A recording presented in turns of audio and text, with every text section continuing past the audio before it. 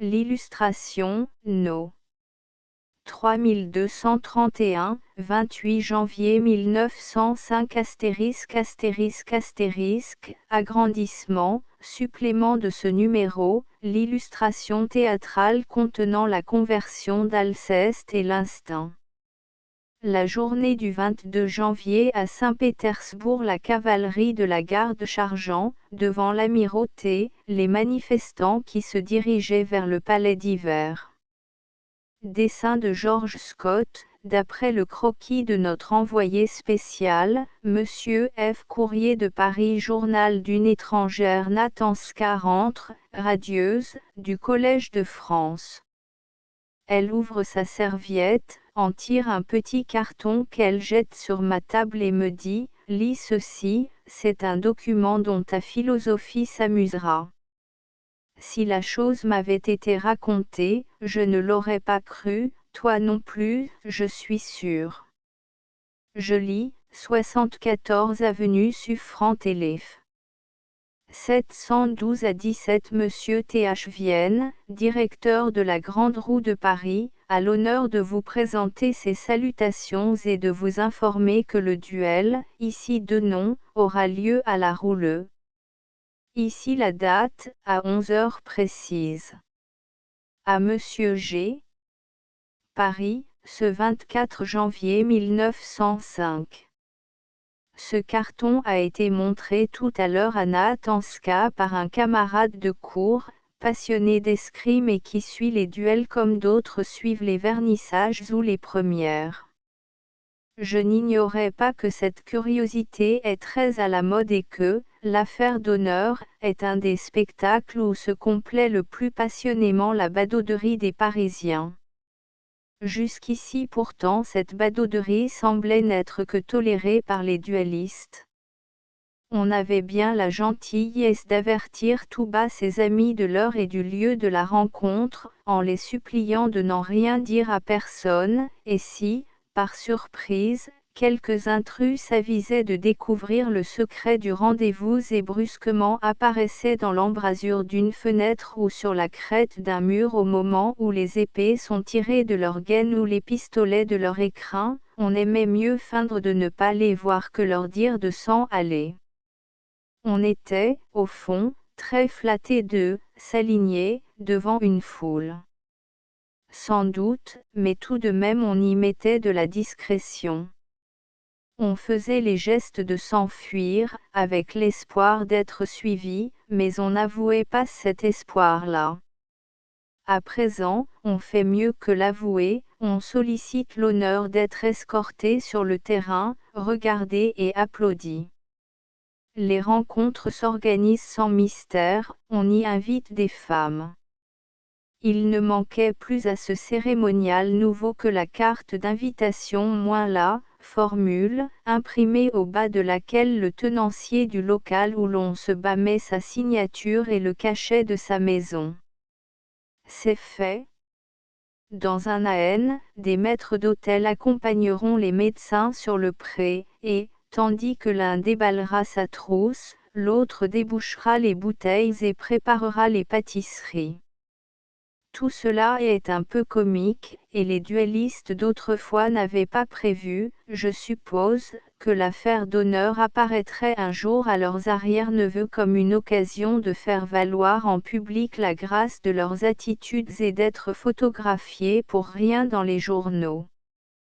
Cependant les pires modes ont leur bon côté et il ne faut jamais se presser de médire de celles du temps où l'on vit.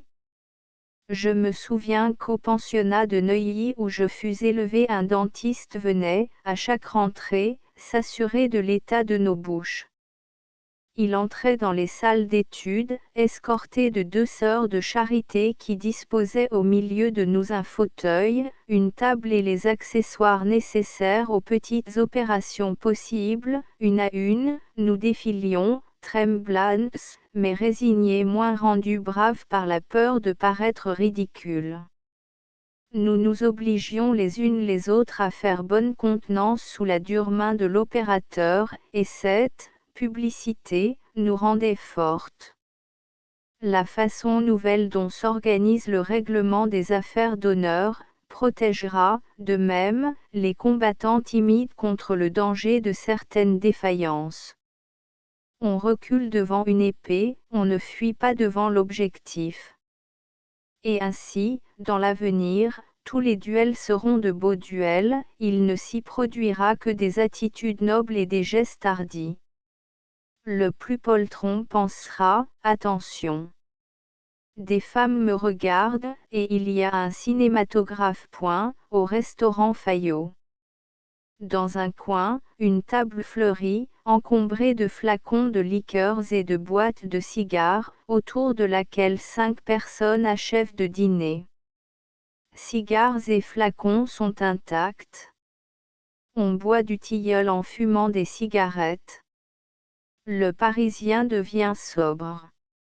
Neurasthénique ou gastralgique, il dédaigne, ou redoute, le tabac fort et les spiritueux, et l'on ne vient plus au cabaret, comme ils disent, pour bien boire ou pour bien manger, mais pour bavarder à l'aise 1 heure ou 2, dans un joli décor, hors de chez soi.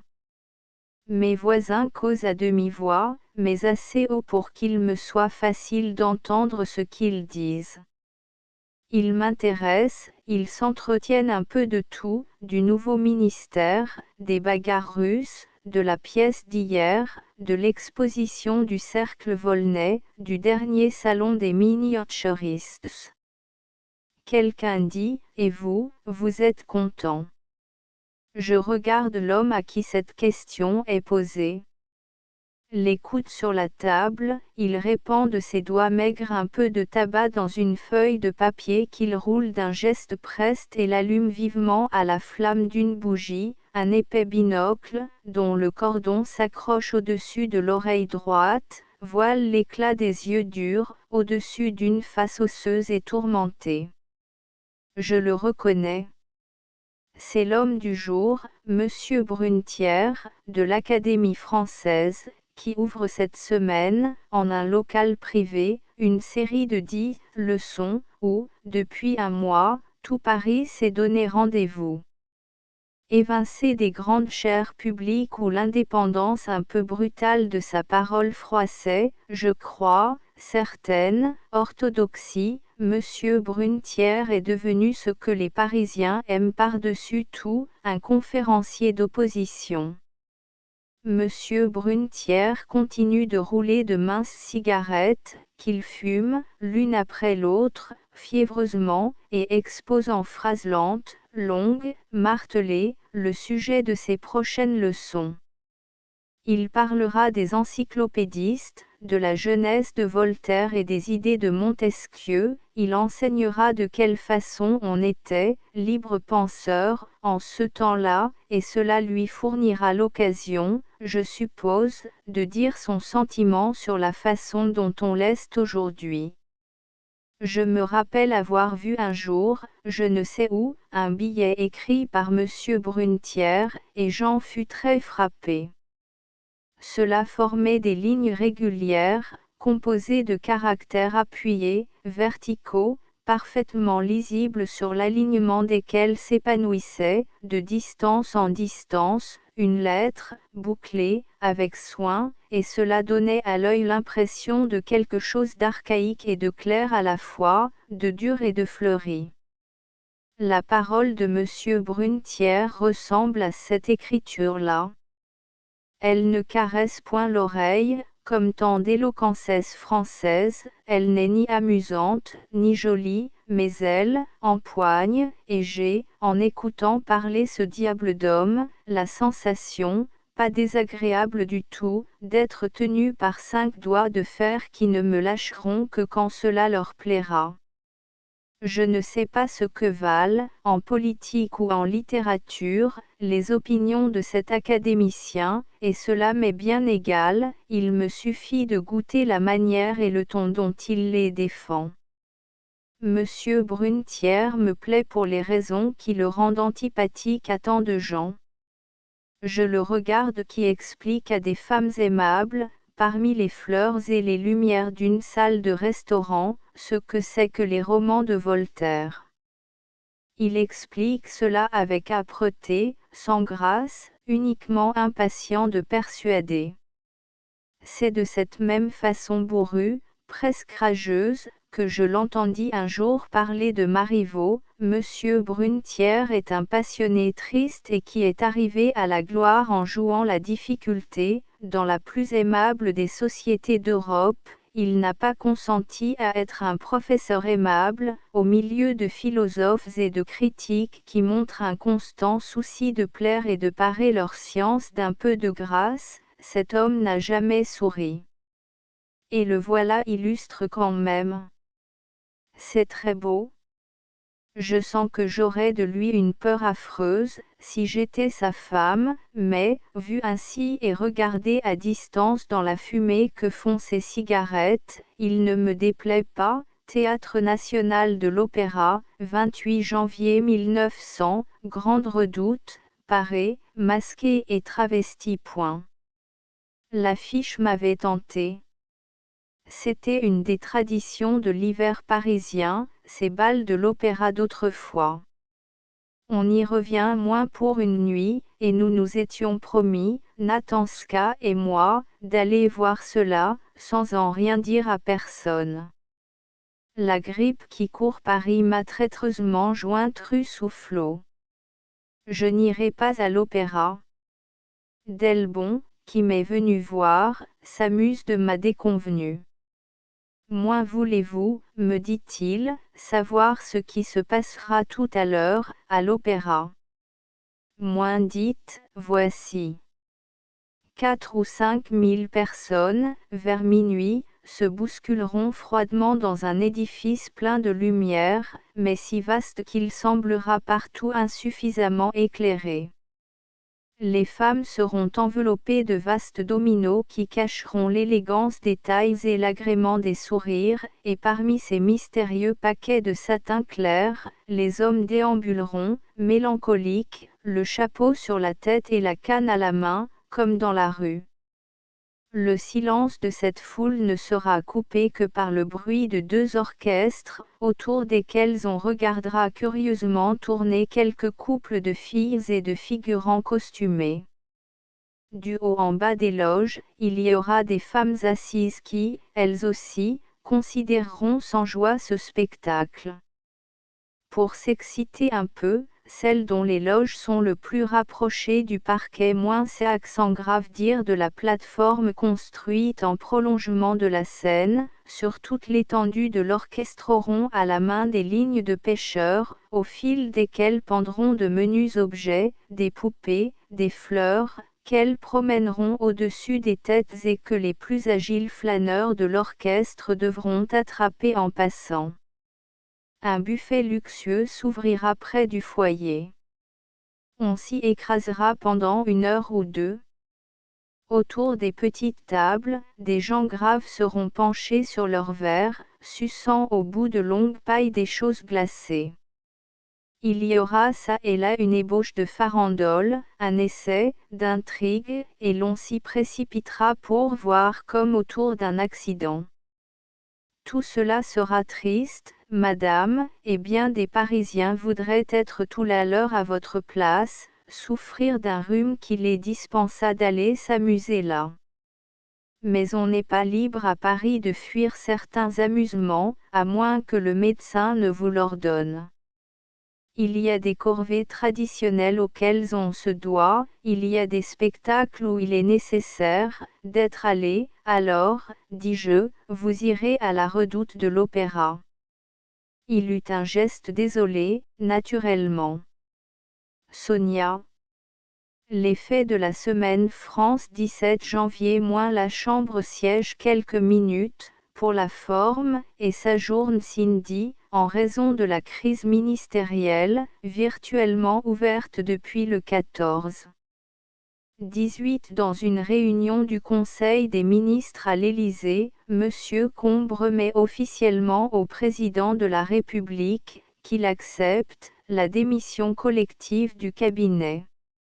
Moins publication au journal officiel d'arrêtés pris par le ministre de l'Intérieur, en application de la loi du 7 juillet 1904, et fixant au 1er septembre prochain, terme de l'année scolaire, la fermeture de 466 établissements d'enseignement congréganistes.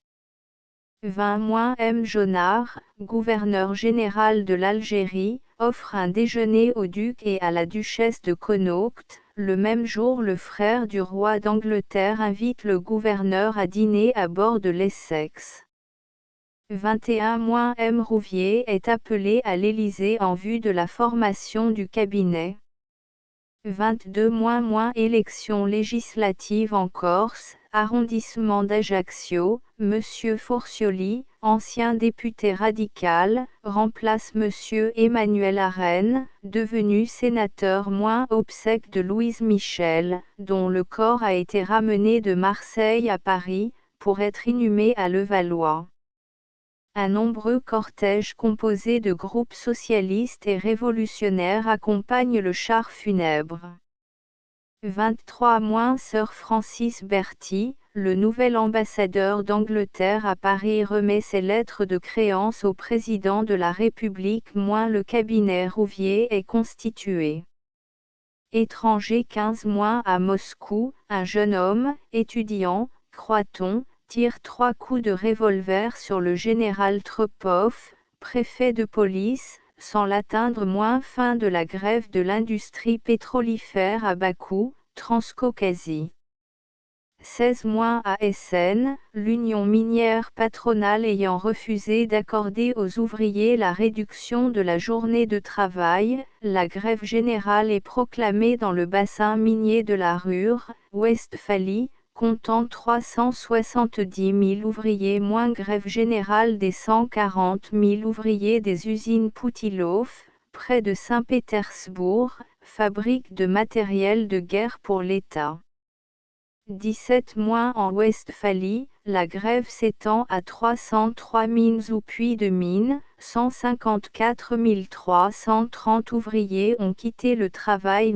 À Saint-Pétersbourg, les ouvriers des ateliers franco-russes se joignent à ceux des usines Poutilov. L'ambassade française quitte l'Arrache pour Fès. 18 en Westphalie, 307 310 grévistes. À Saint-Pétersbourg, les 13 000 ouvriers de l'usine gouvernementale de construction navale de la Nève font grève, arrêtant ainsi la construction d'un croiseur et de torpilleurs. 19 en Westphalie, 235 000 grévistes. On signale les premières violences. Les expéditions de houille sont interrompues. À Saint-Pétersbourg, où les grévistes sont déjà au nombre de 100 000, les propriétaires de fabriques, réunis au ministère des Finances, repoussent la demande de réduction de la journée de travail et refusent de discuter avec les organisations ouvrières. Le Pope Gapon, fondateur de l'Union des ouvriers russes, prend la tête du mouvement ouvrier. Les chantiers de la Baltique, de nombreuses usines sont désertées par les travailleurs. Pendant la cérémonie de la bénédiction des eaux de la Nève, par le tsar, une des pièces de la batterie d'honneur, installée sur la berge, lance sur le palais d'hiver une boîte à mitraille. Les vitres de 4 fenêtres sont brisées. Les amis de Louise Michel derrière le corbillard. 20 signature d'une convention d'arbitrage entre les États-Unis et la Suède et Norvège. Aggravation de la situation, à Saint-Pétersbourg, 74 usines sont fermées, 93 000 ouvriers sont en grève, 5 000 grévistes ont parcouru le quartier de Vassilioustrov, faisant cesser partout le travail. Le général Foulon, gouverneur de la ville, interdit les rassemblements, toute la garnison est sur pied. 21 manifestation socialiste à Riga. À Saint-Pétersbourg, les journaux n'ont pas paru, 1500 établissements sont fermés, 150 000 ouvriers chôment. Le soir, Premier désordre, dans le faubourg d'Okta. 22 conflit sanglant, à Saint-Pétersbourg, entre les troupes et les grévistes qui veulent, le pope Gapon à leur tête, apporter au tsar, au palais d'hiver, une pétition réclamant une constitution politique et énumérant des revendications économiques. Le tsar est resté à Tsarskaoye Selo. Nombreux tués et blessés. Le cortège funèbre sortant de Paris par la porte d'Asnières. Madame Séverine prononçant son discours au cimetière de Levallois-Perret. L'enterrement de Louise Michel, le général Oshime. Le général Tsukiya. Le général Ishinoye. 3 généraux japonais photographiés devant Port Arthur. Copyright 1905 by Underwood and Underwood. Photographie de vainqueurs. Nous avons eu, à maintes reprises, déjà, l'occasion de signaler la grande sympathie des Japonais pour la photographie. Nous serions les derniers, au surplus, à nous plaindre de ce penchant, qu'on est enclin à trouver, à quelques égards, un peu puéril chez des guerriers, puisqu'il nous a procuré quelques images amusantes. En voici, de nouveau, 3 qui sont plus caractéristiques encore de l'état d'esprit des Japonais. 3 des principaux collaborateurs du général Nogi dans la conquête de Port Arthur n'ont pas résisté au désir de laisser à la postérité une image héroïque. Ce sont, le général Oshime, commandant de la 9e division, le lieutenant-général Tsukiya et le général Ishinoye. Tous 3 sont des militaires de grande valeur. Le général Oshime est un des vétérans de la guerre sino-japonaise. Le général Tsukiya, maintenant à la tête d'une division, a joué, à la 3e armée japonaise qui investissait Port Arthur, un rôle important et le général Ishinoye est un des chefs les plus audacieux de l'armée japonaise. Il a dirigé contre Port Arthur les assauts les plus énergiques, et notamment la charge contre le fort de Borinzan, qui fut si meurtrière, une véritable réédition de Balaklava. Le 29, il entrait dans les tranchées russes, sabre en main, à la tête de ses hommes. Ces héros ont cédé, pourtant, à un mouvement de toute petite vanité en posant devant l'objectif, dans une mise en scène un peu théâtrale, au milieu d'obus russes tombés sur le camp japonais sans exploser, donc, peu dangereux. Le même décor, les mêmes accessoires, d'ailleurs, ont servi pour 2 des photographies. Le général Oshime et le général Ishinoye ont été pris devant le même fond, flanqués des mêmes projectiles. Le général Tsukiya, plus heureux, a eu les honneurs d'un cadre spécial et d'accessoires bien à lui. Les troubles en Russie. Hommes d'État et fonctionnaires russes ayant joué le premier rôle dans les événements actuels. La journée du 22 janvier à Saint-Pétersbourg, après un feu de salve sur le quai Nikolaevskaya, à l'entrée du pont Nicolas. D'après un croquis de notre envoyé spécial, Monsieur Pobedonostsev, procureur général du Saint-Synode, considéré comme hostile à toute réforme. Levitsky.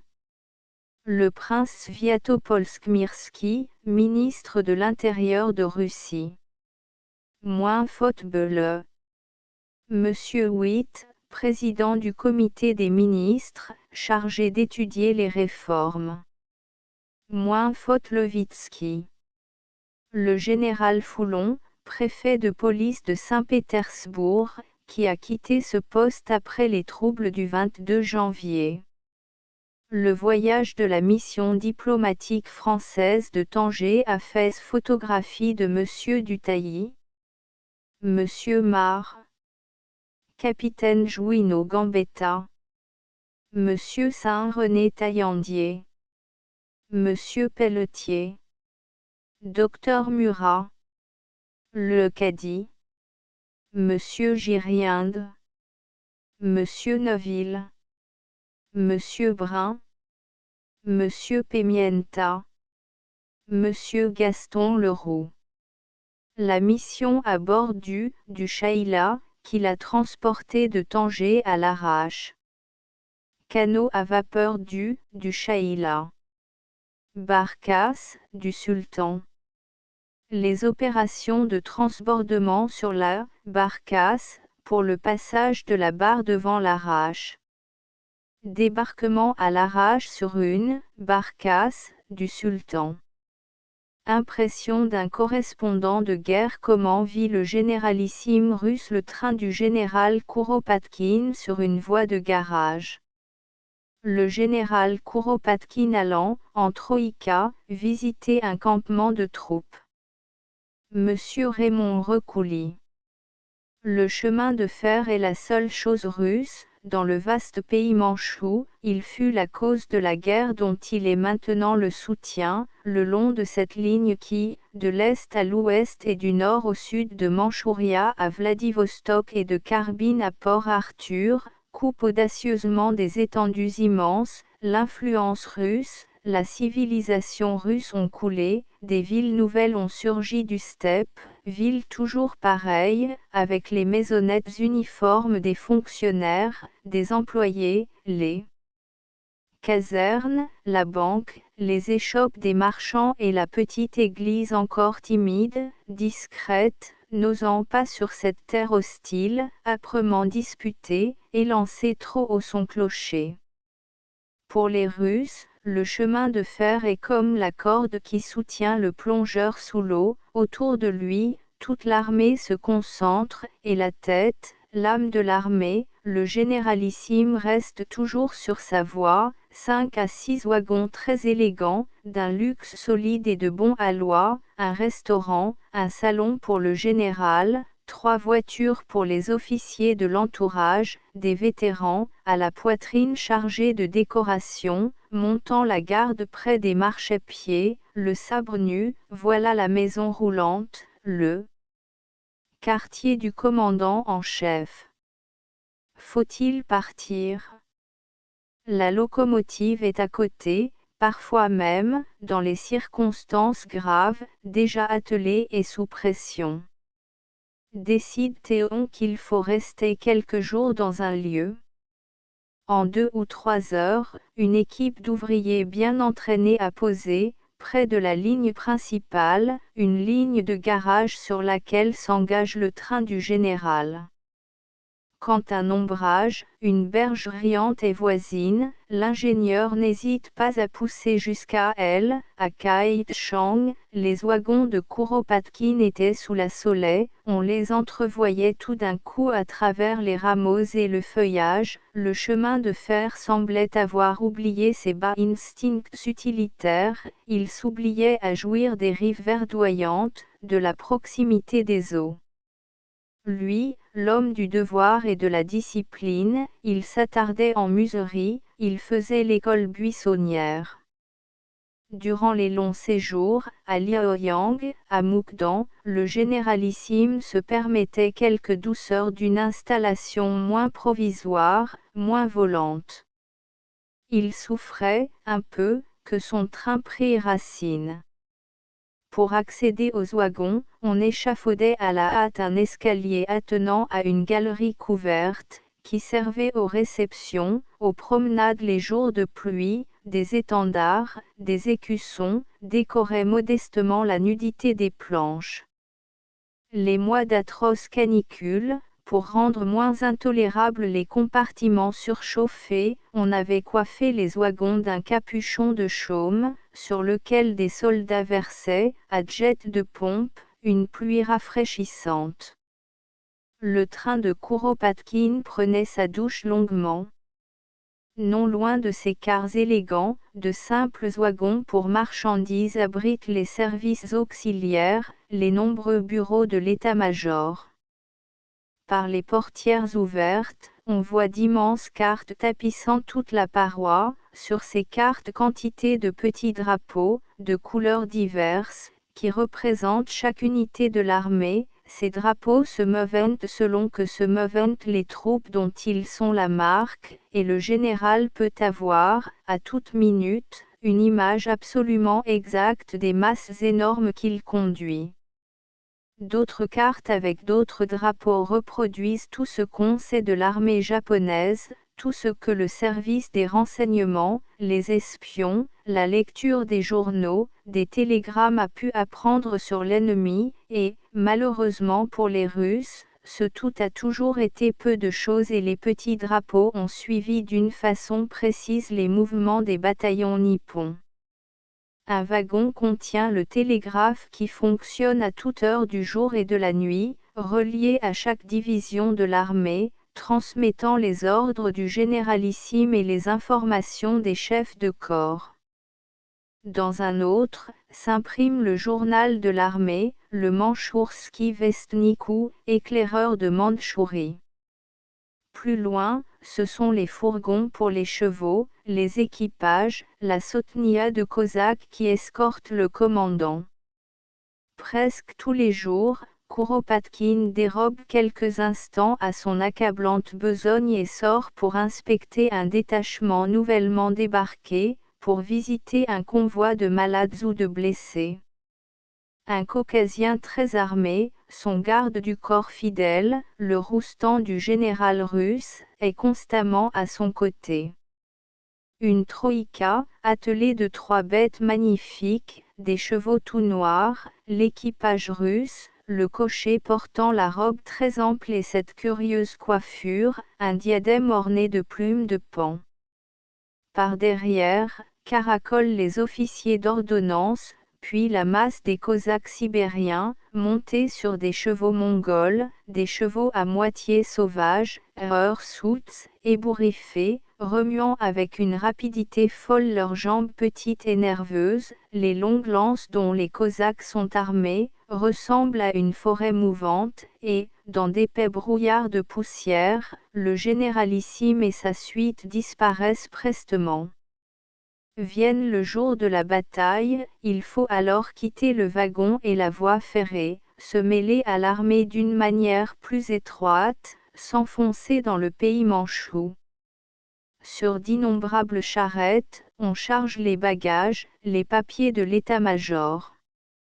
Mais la dévotion russe ne souffre pas de départ sans prière. Quand tout est préparé, Kuropatkin et sa suite, tous les généraux, tous les officiers, dans leurs plus beaux costumes, les attachés militaires étrangers, les sœurs de charité, le personnel des ambulances vont se prosterner devant l'autel. Noyés dans cette foule recueillie, un ou deux correspondants prennent des instantanés. Avant la dernière bataille, la grande bataille de Chaké qui dura 10 jours et dont on savait d'avance qu'elle ferait 50 000 victimes, j'ai pu voir cette scène de prières empreinte d'une triste et grave beauté. Par un matin de lumière splendide, une éclatante lumière d'Orient, l'autel dressé en plein air, les saintes icônes posées sur un coussin de velours, autour d'elles l'évêque et 2 prêtres étincelants de dorure, Kuropatkin seul, en avant, le genou ployé, derrière, les officiers, plus loin, à l'infini, des soldats et des soldats, les cosaques de l'escorte, 2 régiments présentant les armes. La lenteur rythmée des chants liturgiques tombe sur ces têtes abaissées, le prêtre, d'une voix puissante, clame les invocations à Dieu, les prières pour l'empereur. Kuropatkin se relève et va baiser les icônes que ses officiers viennent baiser à leur tour. Soutenus par les prêtres et suivis par le général, les emblèmes sacrés passent parmi les rangs des soldats qui puisent du réconfort dans leur contemplation, qui communient dans une pensée d'espérance, de force, avant les carnages de demain. Raymond Recouli. En Mandchourie, moins la prière du général Kuropatkin et de ses troupes avant la bataille. La journée du 22 janvier à Saint-Pétersbourg, le Pope Gapon. Le général Foulon. Le Pope Gapon, chef du mouvement ouvrier, et le préfet de police de Saint-Pétersbourg. Photographie prise à l'inauguration de la 3e section du club ouvrier. Clichy-Beu, communiqué par Le Matin. La cavalerie de la garde devant le palais d'hiver. Groupe d'officiers de la garde sur la place du palais. Lendemain d'émeute, moins ouvriers lisant les affiches collées au mur des usines. Photographie prise le 23 janvier par notre envoyé spécial. Physionomie de Saint-Pétersbourg. Un lendemain d'émeute, patrouille de cavalerie de la garde et promeneurs en traîneau dans la perspective Nevski. Photographie prise dans la matinée du 23 janvier par notre envoyé spécial. Agrandissement, plan de Saint-Pétersbourg. Les croix noires indiquent les points où se sont produits les principaux conflits entre les troupes et les manifestants. Le conflit entre la troupe et les ouvriers à la porte de Narva. Les ouvriers des usines Poutilov, ayant à leur tête le Pope Gapon, en noir, et d'autres popes, en habits sacerdotaux portant des croix et des icônes, se heurtent, devant l'arc de triomphe de Narva, élevé en mémoire des campagnes de 1812 à 1814, aux troupes massées à l'entrée de Saint-Pétersbourg. La grève des mineurs de Westphalie. Les mineurs de Westphalie ajoutent en ce moment une page importante à l'histoire économique de l'Europe. Le bassin de la Ruhr est en grève, près de 300 000 ouvriers ont quitté le travail. Essen, Dortmund, Oberhausen, Bochum, privés de charbon, ont cessé de produire, les hauts fourneaux manquent de coques, les gazogènes vides entraînent l'arrêt des fours Martin Siemens, les torrents éblouissants de fonte et d'acier, richesse de l'Allemagne des bords du Rhin, sont taris. Si l'on considère que les expéditions et consommations de combustibles westphaliens ont atteint, en 1900, 53 millions de tonnes, il est aisé de concevoir quelles répercussions peut avoir la grève présente, tant dans la région même où elle sévit qu'à l'étranger. D'aucuns diront qu'il est aisé de la faire cesser, en supprimant les causes, en faisant droit à de justes demandes. Partiellement tout au moins, il y a fort à croire qu'ils se tromperont.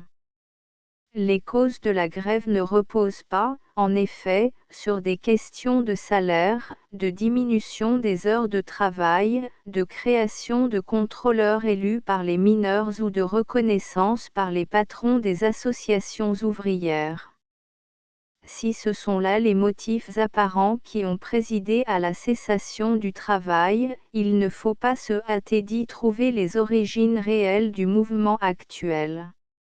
L'ouvrier mineur de la Ruhr peut compter parmi les privilégiés de la grande famille des artisans de l'industrie moderne. Les salaires se sont élevés, en 1900, pour les piqueurs, à 5 marks 16, environ 6 fr.40, les charpentiers, chargés de l'entretien, à 3m36, les hommes du jour, à 3m32, les gamins, à 1m28, cependant que par exemple les ouvriers métallurgistes gagnaient en moyenne, les spécialistes, 4 marks, les ouvriers ordinaires, 2m50 à 3m50, les manœuvres, 2 à 3 marks, les gamins, 1m50. Si, d'autre part, on établit un parallèle entre les gains moyens des divers mineurs allemands, on trouve en 1898, pour les ouvriers du district de Dortmund, une paye quotidienne de 3m96 et, pour ceux de haute et basse Silésie, 2m87 et 2m80. Le mineur de Westphalie, de plus, a un travail remarquablement simplifié par la configuration même du terrain qui permet l'emploi d'appareils mécaniques facilités par les compagnies qui rivalisent entre elles pour le faire exécuter dans les meilleures conditions hygiéniques. Nous nous en rendrons compte, en allant changer de vêtements dans le vestiaire ou penderie où, au-dessus de nos têtes, se balancent déjà pendus au crochet, tirés au plafond par des cordes individuelles montées sur poulies, les habits de ville des travailleurs, afin de descendre jusqu'au chantier d'abattage d'une houillère westphalienne. Note 1. Il n'existe en France, croyons-nous, qu'une penderie semblable, celle des mines de la Loire. Gagnons le puits après avoir pris à la lampisterie nos lampes à feu couvert, nous y attendrons à la recette supérieure l'arrivée de la cage. La voici, un bruit sec, les portes se soulèvent automatiquement, le cliché se fait, les moulineurs se précipitent, s'emparent des berlines pleines, ayant pris tant bien que mal leur place laissée libre, sur un signal, nous maintenons un instant pour permettre de charger l'étage inférieur, et puis, brusquement, sans rien qu'il ait pu faire prévoir, c'est la descente. Les bruits de roulage des berlines, le souffle de la machine, le bourdonnement de la vie, s'effacent subitement, dans la nuit, une lueur, une autre, les accrochages intermédiaires moins et nous sommes au fond. À peine sortis de la cage, nous assistons à la manœuvre inverse de celle du jour, d'un coup de rein le galibot, gamin, enfonce à grand bruit la berline pleine dans la cage après en avoir retiré la vide, profitant pour le roulage des plaques de fonte qui garnissent la galerie au point où elle s'élargit et s'exhausse, cependant qu'un porion, contremaître, à la lueur fumeuse de lampes fixes, surveille le travail et manœuvre le signal de mise en marche de la cage. En prenant la voie d'allongement, galerie haute tracée dans la roche, soutenue par une sorte de charpente en fer, nous gagnerons les fronts de taille. Mais voici dans le lointain un bruit de tonnerre qui se rapproche, le temps de se garer le long du mur, c'est un roulage, un long train de berlines pleines, traîné par un cheval au trot. Chargement des berlines dans la cage moins faute, dire clé. Le vestiaire des mineurs fautrices. Pour arriver au gîte, il nous faut cependant quitter la grande voie et prendre le plan incliné, la descenderie, qui dessert les galeries secondaires, ou fausses voies, un appel pour interrompre le mouvement de balance commandé d'en haut, par lequel les berlines pleines descendues à la voie d'allongement pour y être formées en train, font remonter les vides par leur poids. Profilant de cet arrêt, un herscheur manœuvre à détacher la berline vide et la pousse par la voie desservie au front de taille, pour l'y remplir à nouveau. Suivons-le, après avoir passé la porte d'air nous sommes devant le révige.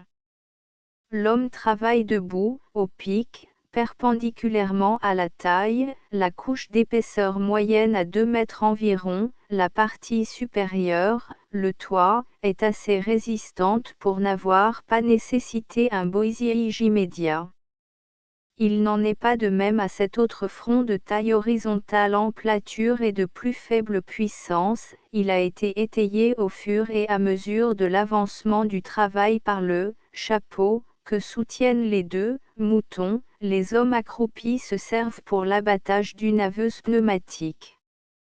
Le travail le plus pénible s'opère dans des gîtes de très faible épaisseur, 0 m60, et de forte inclinaison, le haveur, couché dans la taille, sa lampe venant encore ajouter à la chaleur et à la viciation de l'air, arrache le charbon à coups de pic, de pince et le repousse du pied, en rampant, dans l'étroit boyau, par bas-tige, jusqu'aux galeries où le herscheur le reçoit dans une berline. L'aérage se fait ici de façon difficile, on est obligé d'employer des injecteurs plus ou moins primitifs, un tuyau au centre duquel jaillit un filet d'eau qui entraîne et rafraîchit une certaine quantité d'air, par exemple, mine de la Gütehoffnung. Plus tard, quand la fausse voie suivante aura été atteinte, le front de taille sera desservi, comme le reste de la mine, par le courant qui ne cesse de traverser toute l'exploitation, en partant du puits d'extraction pour aboutir au ventilateur monstre du puits d'aérage. Ces puits, dont le forage est long et coûteux, sont munis d'un cuvelage, revêtement en bois, maçonnerie ou actuellement fonte, qui les rend étanches et empêche l'eau des nappes traversées de noyer les travaux. Les eaux d'infiltration, les fuites inévitables du cuvelage les pichoux, sont amenées par les pentes naturelles à un puisard, le bougnou, qui se trouve en prolongement du puits. C'est là que les pompes qui fonctionnent sans jamais s'arrêter vont les puiser pour les rejeter au jour.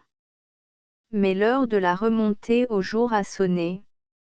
Avant de quitter ces profondeurs, nous noterons en résumé les progrès accomplis et projetés, qui répondent en partie aux desiderata des congrès d'hygiène. C'est la tendance à suppléer le plus possible au travail manuel par les actions mécaniques, perforatrices, haveuses, treuils, câbles sans fin, pour remplacer la traction animale, le tout mu par l'air comprimé, l'eau sous pression, la vapeur ou l'électricité, que l'on arrive à employer dans les milieux grisoteux avec des moteurs cuirassés et une ventilation intensive, distribuée aux appareils du fond après production par les appareils du jour. Quelles sont alors les vraies raisons de la grève ? Nous laisserons à l'avenir, ou au socialisme d'outre-Rhin le soin de nous les dire bientôt. Georges G. Paraf. Au front de taille, révige à la main. Dans une mine de Westphalie. Moins au front de taille, révige mécanique. Faute clé. Moins voir l'article à la page précédente. L'interprète. Le capitaine Wood, la conférence sur l'incident de Hull. Moins déposition du premier témoin anglais à la séance du mercredi 25 janvier.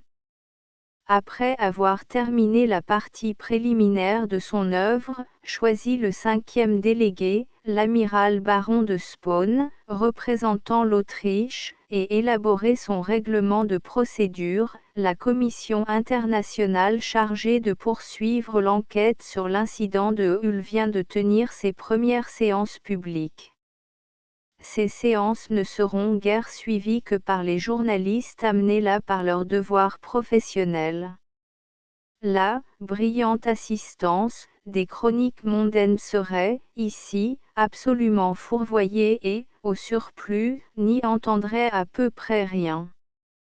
Il a été décidé en effet que les délégués des deux parties adverses ainsi que les témoins russes et anglais s'exprimeraient chacun dans leur langue maternelle, la seule où ils puissent réellement formuler d'une façon exacte et précise leurs pensées. Dépositions et plaidoiries seront ensuite traduites en français, puis retraduites, de nouveau, en anglais ou en russe pour pouvoir être examinées par l'adversaire. Ce qui menace de rendre fort longs les travaux de la conférence. Du côté des Anglais, les témoins sont les pêcheurs mêmes qui stationnaient sur le Dogger Bank. Ils sont arrivés à Paris et, de bonne grâce, se sont prêtés à la photographie, dans la cour même du Palais des Affaires étrangères. Ce sont de braves loups de mer, en tout semblables à des pêcheurs des côtes normandes ou bretonnes, type de maîtres au cabotage et de matelots endimanchés. Les uns ont coiffé la bonne cape de feutre, que nous appelons melon, d'autres arborent la casquette anglaise. Il ne paraît pas qu'ils doivent se laisser impressionner par la majesté de la conférence. Il est à croire que leurs dépositions seront énergiques, résolues. Dieu est mon droit, dit la devise britannique. Ceux-ci sentent derrière eux, pour la défense de ce droit, un peuple entier, indépendant et fier. Du côté russe on entendra plusieurs dépositions écrites, que lira l'amiral Fournier. Celle de l'amiral Rodgestvansky, commandant de la seconde escadre du Pacifique, sera, de toutes, la plus importante.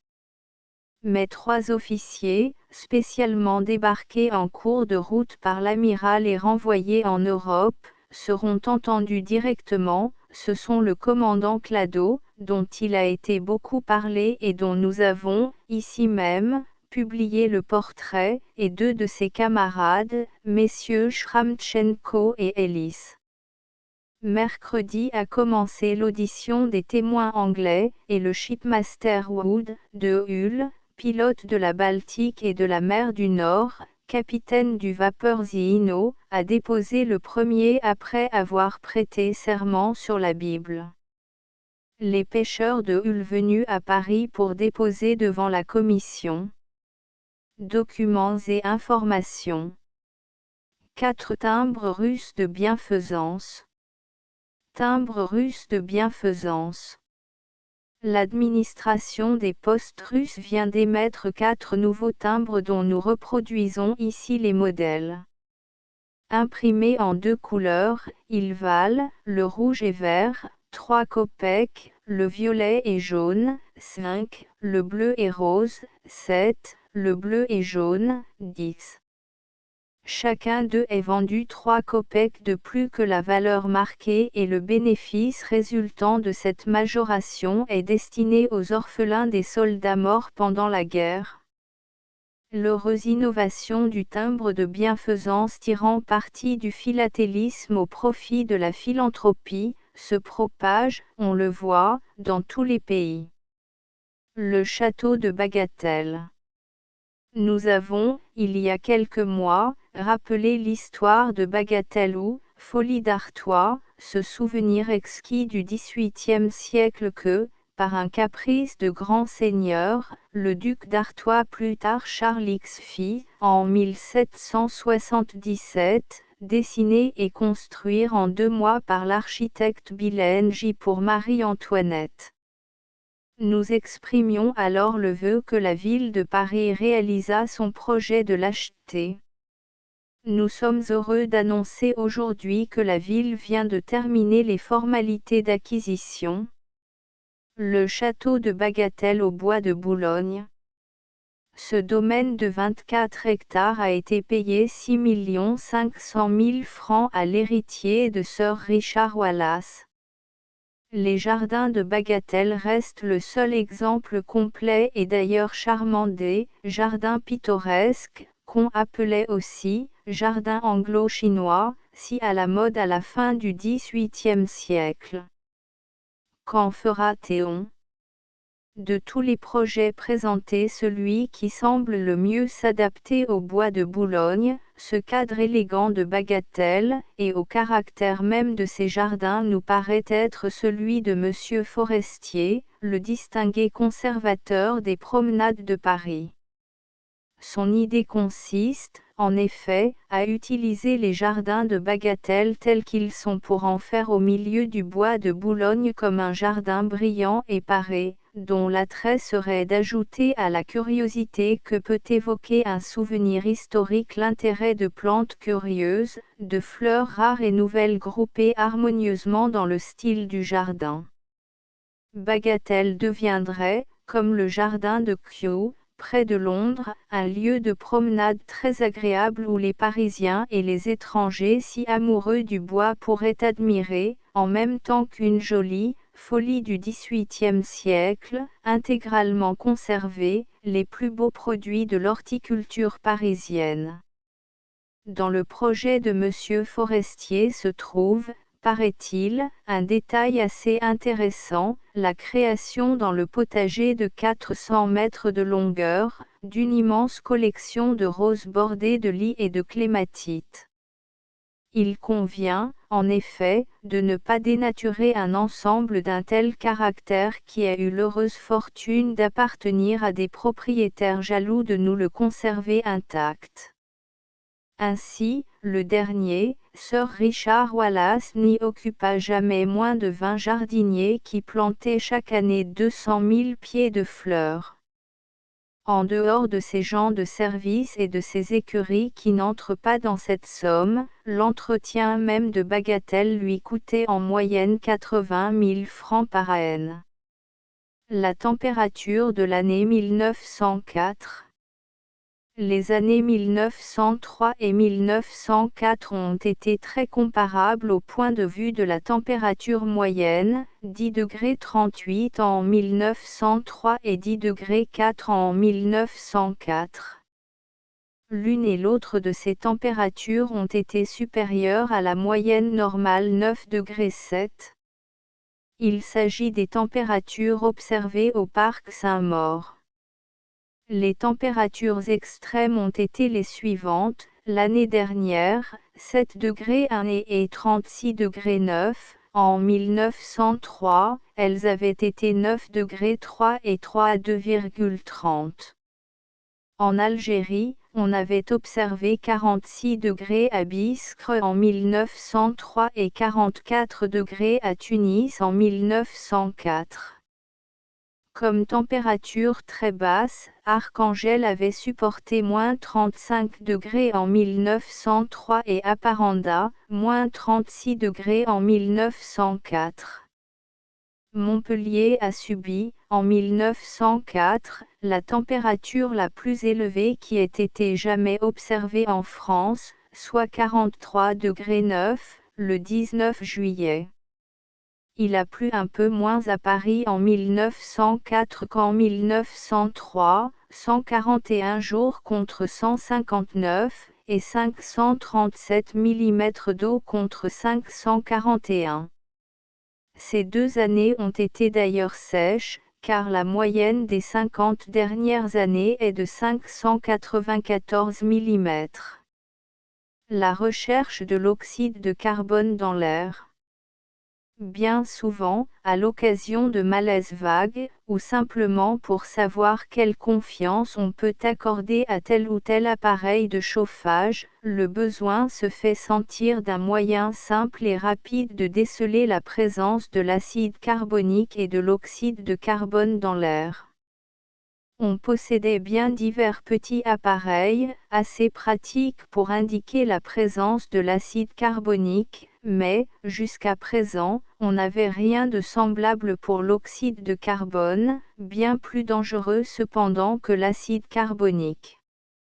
Or, messieurs Lévy et Pécoul viennent de présenter à l'Institut un appareil qui permet d'apprécier très simplement les quantités même infinitésimales d'oxyde de carbone pouvant exister dans l'air. Cet appareil, qui est renfermé dans une caisse peu volumineuse, se compose d'un aspirateur qui permet de faire passer un volume d'air donné sur un tube contenant de l'acide iodique. Le tube est chauffé et l'acide iodique est réduit par l'oxyde de carbone. L'iode est alors mis en liberté et vient barboter dans un flacon contenant du chloroforme. Ce liquide se colore en rose plus ou moins foncé suivant que l'iode mis en liberté arrive plus ou moins abondant.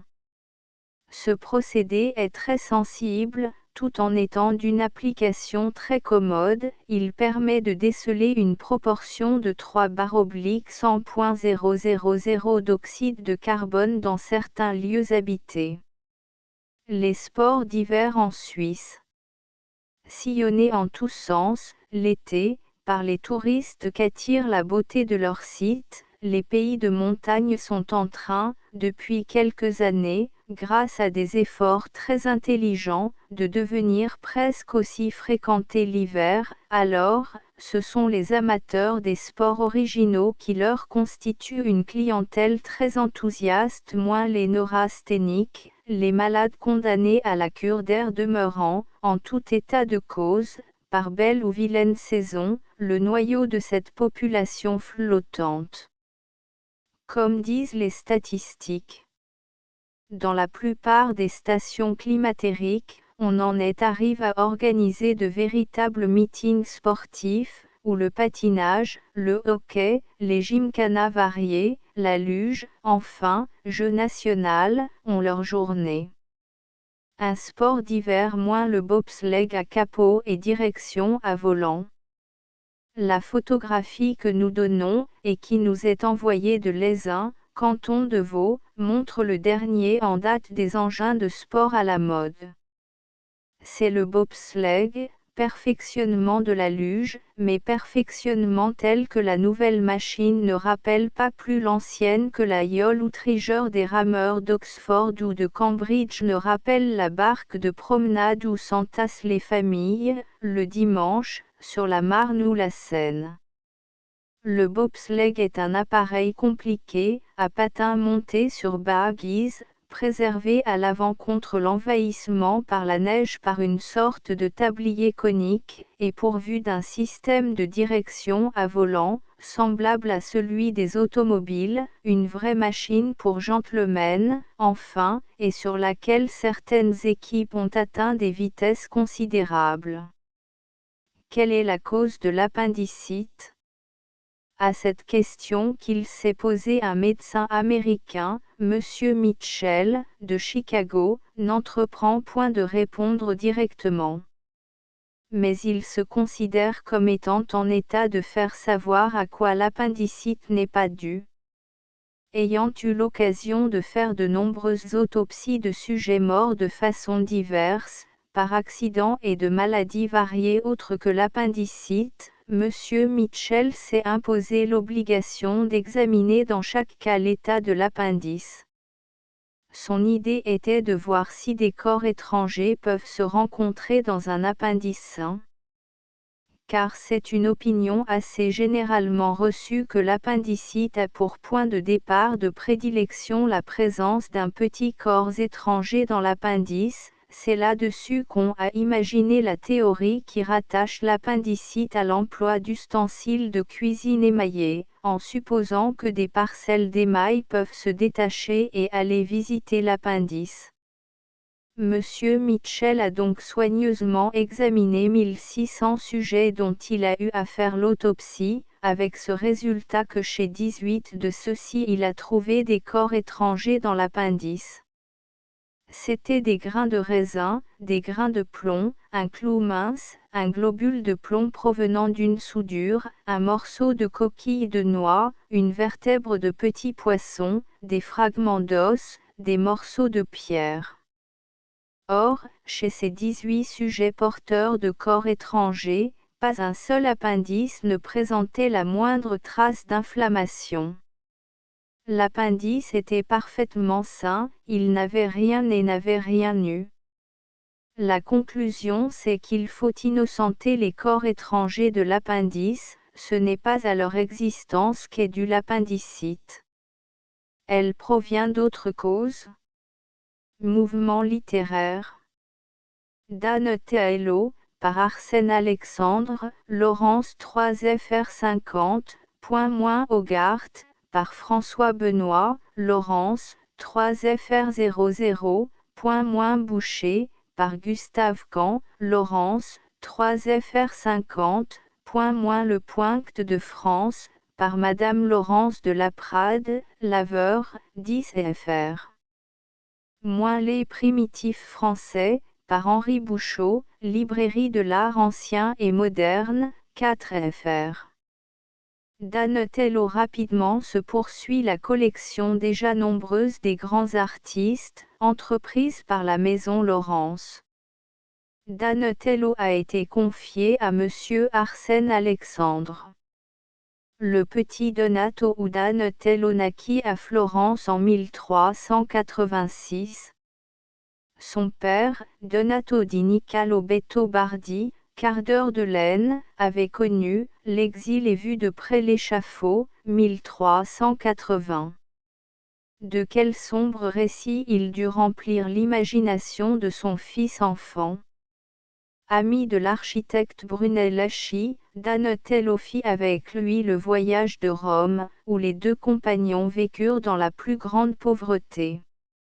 Son œuvre, jusqu'à sa mort, 1460, fut immense. Or sans Michel, le campanile de Florence, la cathédrale sont peuplées de ses puissantes créations.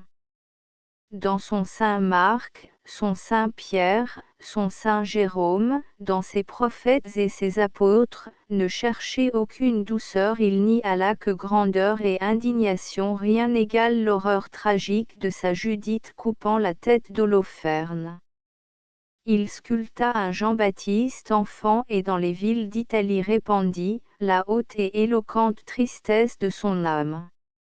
Ces deux saints Jean-Baptiste, couverts de peau de Venise et de Sienne, sont d'effrayantes apparitions. À Padoue il éleva la statue équestre du Condottiere Lata et dans l'église Saint-Antoine de cette ville façonna des bas-reliefs, parmi lesquels d'une vie prodigieuse, se signalent ceux des enfants chanteurs.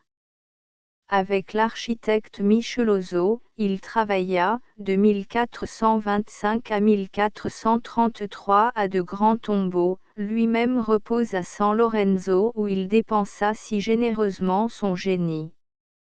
Nous avons au Louvre son portrait par Lucello. Simple dans ses habits, sans nul souci de l'argent, il déposait en un panier ses trésors, afin que ses élèves y puisassent selon leurs besoins.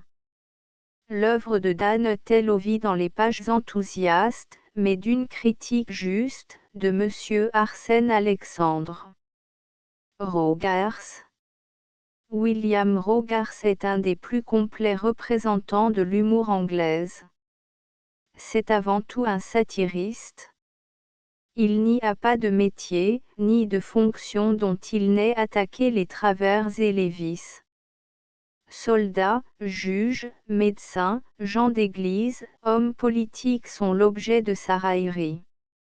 Il n'épargne aucune catégorie sociale. Dans la réunion moderne à minuit, un révérend prépare le punch. La marche des gardes vers l'Écosse est dirigée contre l'armée. En la personne de Wilkes, tribun sans conscience, flattant les basses passions populaires, il flagelle la basse démagogie. Sa série de tableaux, L'élection, débute par une scène de ripaille qui nous montre que Londres ne différait pas de la Rome de Sallust où l'on cherchait la faveur du peuple par des festins. Les 6 tableaux de la destinée d'une courtisane, les 8 tableaux de la destinée d'un libertin, reproduits et popularisés par la gravure, les 4 âges de la cruauté, en 4 tableaux, le travail et paresse, le mariage à la mode, la rue du gin et la rue de la bière, font pénétrer fort avant dans les mœurs des Anglais au XVIIIe siècle. Le combat de coq expose des visages béats et grotesques, suivant la lutte des deux champions armés de longs becs et d'éperons. La plupart des compositions d'Hogarth, à plusieurs scènes enchaînées et graduées, montrent une grande entente du théâtre et constituent de véritables comédies. Rien de plus sain et de plus robuste que cette peinture. Ce qu'on peut reprocher à l'artiste, c'est peut-être parfois, à cause de la multitude des détails, un certain manque d'harmonie dans la composition. Rogarce nous a laissé de lui-même un portrait où il a placé son chien favori. Peut-être l'homme n'était-il pas très sympathique. Petit, trapu, vif, coquet, il était au moral vaniteux, vantard, agressif, et, bien qu'économe, de mœurs relâchées. Il s'est surtout attaché aux laideurs, aux terres, au cynisme de ses contemporains.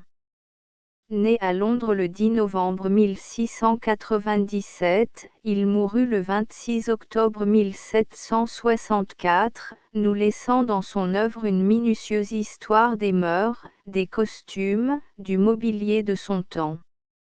Monsieur François Benoît nous a raconté, avec la précision élégante du professeur, les travaux et la vie d'Hogarth. Boucher. Ce n'est plus le professeur, c'est le lettré de la nouvelle école, épris de tours originaux, que nous trouvons en Monsieur Gustave Caen.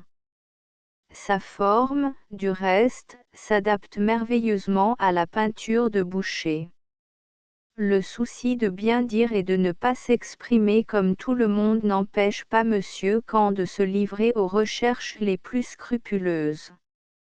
François Boucher naquit à Paris, le 29 septembre 1703, rue de la Verrerie, d'un père dessinateur en broderie. Il fut l'élève de Lemoine, mais se laissa fortement impressionner par Watteau. En Italie, dont il entreprit le traditionnel voyage, il éprouva un goût très vif pour Tiepolo. De 1731 à 1733, il devient décorateur habile, peintre des coquetteries et des élégances de l'amour, amoureux du léger et du joli. Il illustre Molière de 33 dessins, 1734, crédit grandes vignettes pour Acajou et Zirphile de Desclos, fait des cartons de tapisseries avec Renaud et Armide, est reçu à l'Académie en 1734. L'année précédente il avait épousé Marie-Jeanne Buzot, jolie blonde de 17 ans, dont la tour nous a laissé un portrait. Cette jeune femme, artiste elle-même, gravant les œuvres de son mari, devint son type de beauté et paraît dans toute sa peinture. Oudry, appelé à diriger, avec Nicolas Bernier, la manufacture de Beauvais, fait appel au maître décorateur Boucher. Avec une belle entente de l'ordonnance de l'œuvre, Monsieur Kant a parfaitement divisé les productions de l'artiste en pastorale, mythologie, chinoiseries. Si l'on excepte les cris de Paris, parmi lesquels ce chef-d'œuvre de mouvement et de vie, ballet, et quelques fantaisies comme les faiseurs de bulles de savon, la buveuse de lait, et des décors d'opéra, presque tout est compris dans les catégories principales si ingénieusement marquées par Monsieur Kant. Mais partout, soit qu'il représente Vénus, soit qu'il nous montre des Chinoises de rêve prenant le thé, c'est toujours la femme parisienne qui apparaît.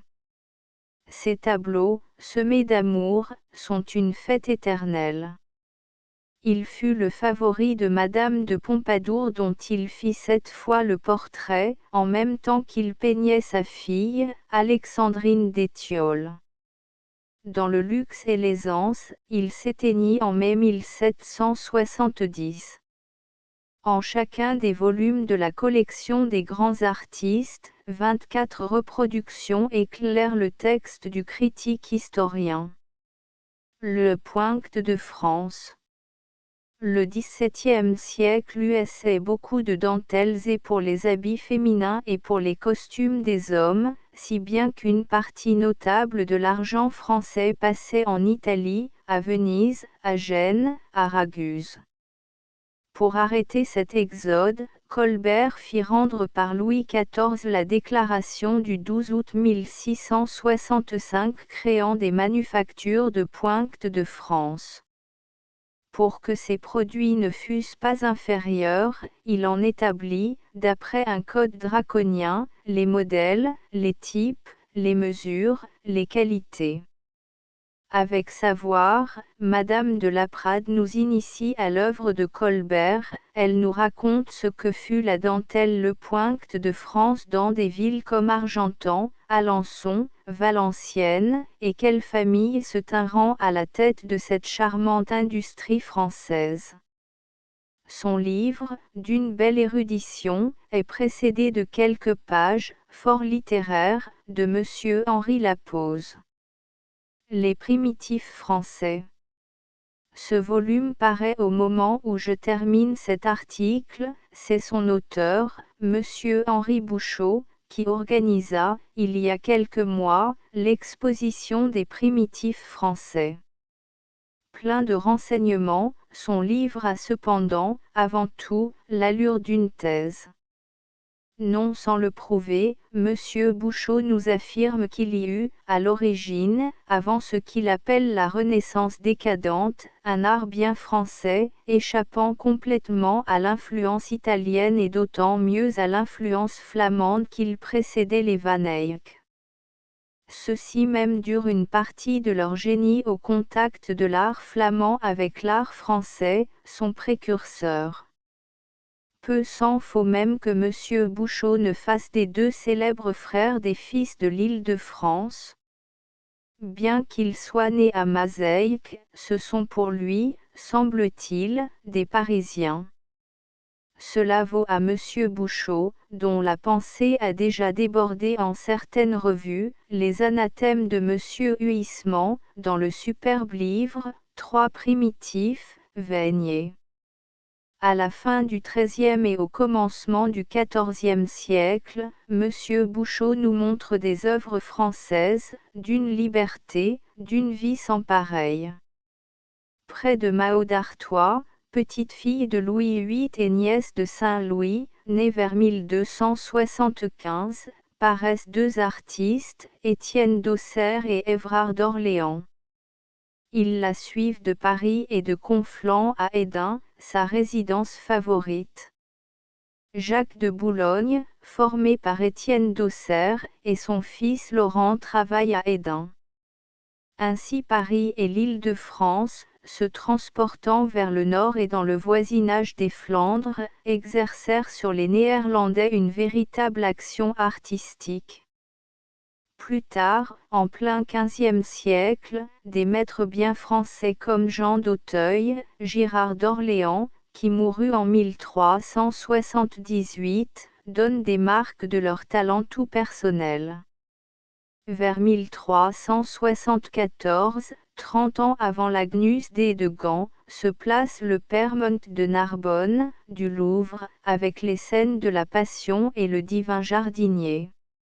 À la cour de Dijon, Jean de Troyes peint à l'huile, quand l'auteur présumé de la peinture à l'huile, Hubert van Eyck, n'a que 3 ans. Ce dont M. Bouchot poursuit à chaque ligne la démonstration, c'est que les Van Eyck ne sont pas des initiateurs et que les Français les ont devancés et enseignés. De l'art parisien, pur à l'origine, transformé un peu ensuite sous la direction du duc de Berry et par les apports lombards, sont sortis les Flamands de Bruges et parallèlement les Tourangeaux avec Jean Fouquet, les Auvergnats, les Lyonnais et les Avignonnais. Avec une vigueur toute franc-comtoise, M. Henri Bouchot a présenté ses opinions. Le Drin. Ont paru, roman moins exploit de Tom Sawyer, détective, par Mark Twain. In 18, Mercure de France, 3 fr 50, moins place aux géants, par H.G. Wells, traduction H. Donnelly. In 18, D. 3 fr 50 moins Princesse Helge, par Opale. In 18, Flammarion, 3 fr 50 moins La route s'achève, par Jean Saint-Yves, in 18, Ollendorff, 3 fr 50.